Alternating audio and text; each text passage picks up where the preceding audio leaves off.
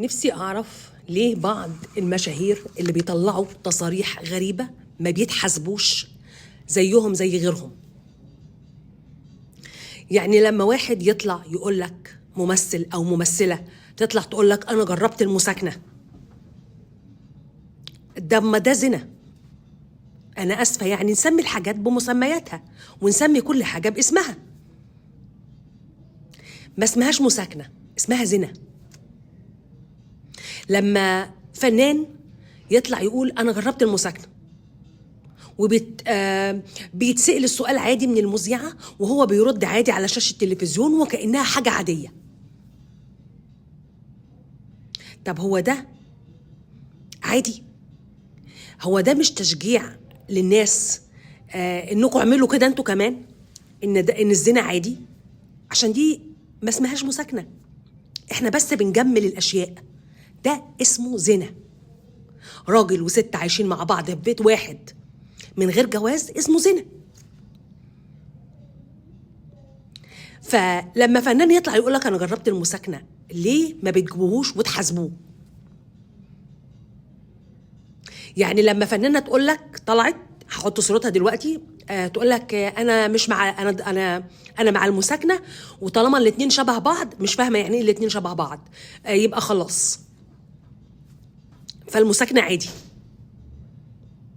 انا مش فاهمة. مين تاني؟ منى هلة طلعت برضو قالت لك انا جربت المساكنة والمساكنة عادي ولازم نجرب المساكنة قبل الجواز.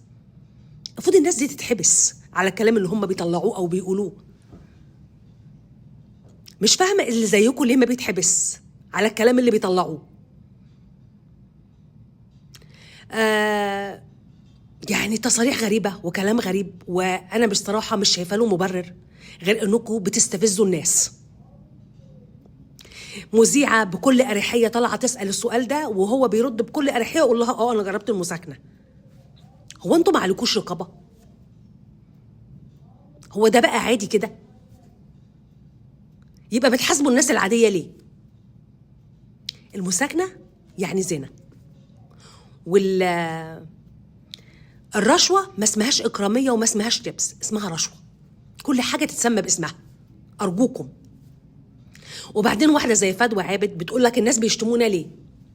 طالعة تقول لك أنا جوزي بيشجعني على الأدوار الجريئة، هحط لكم البوست، وعادي وهو بيشجعني وأنا ما عنديش مشكلة أن أنا أعمل الأدوار دي. ولما الناس تيجي تشتمكم بتزعلوا.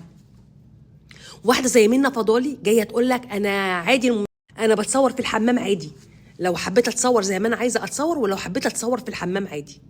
لا، هو مش عادي على فكرة. لو اتصورتي في الحمام هتتحبسي. يعني انتوا بس اللي عندكم حرية مطلقة؟ لا بجد.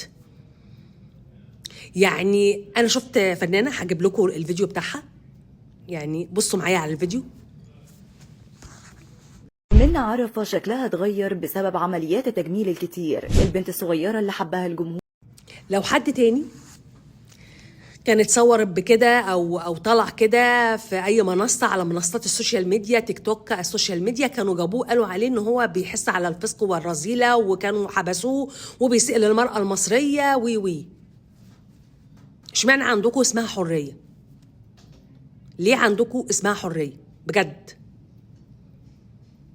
يعني بتعملوا حاجات مستفزه وبتقولوا تصاريح مستفزه ومش عارفه ايه الهدف منها غير انكم انتوا تخلوا الناس تشتمكم وتقولوا الناس بعد كده بتشتمنا ليه. يعني واحده زي دينا طالعه تقول انا المشكله ان انا عمري ما هقول للناس يدعوا لي وهموت وانا برقص وببدله الرقص. طب ما تخلي التصريح ده في سرك. تموتي وانت بترقصي، تموتي وانت عريانه، ما تموتيش خالص، ما تخلي الكلام ده في سرك. ليه طالعين تستفزوا الناس بتصاريح غريبه ليه؟ زي اللي عايزه تتصور في الحمام، زي اللي بتقول لك برضو انا بنافس تحيه كاريوكا في عدد الجوازات. والله بتطلعوا كلام عيب اصلا انه يطلع، وبتطلعوا تصاريح غريبه وبتستفزوا الناس اكتر. وانا من هنا بقول يعني يا ريت انتوا تتحاسبوا زيكم زي غيركم. انتوا ما انتوش احسن من الناس، انتوا مش احسن من الناس اللي بتتحاسب.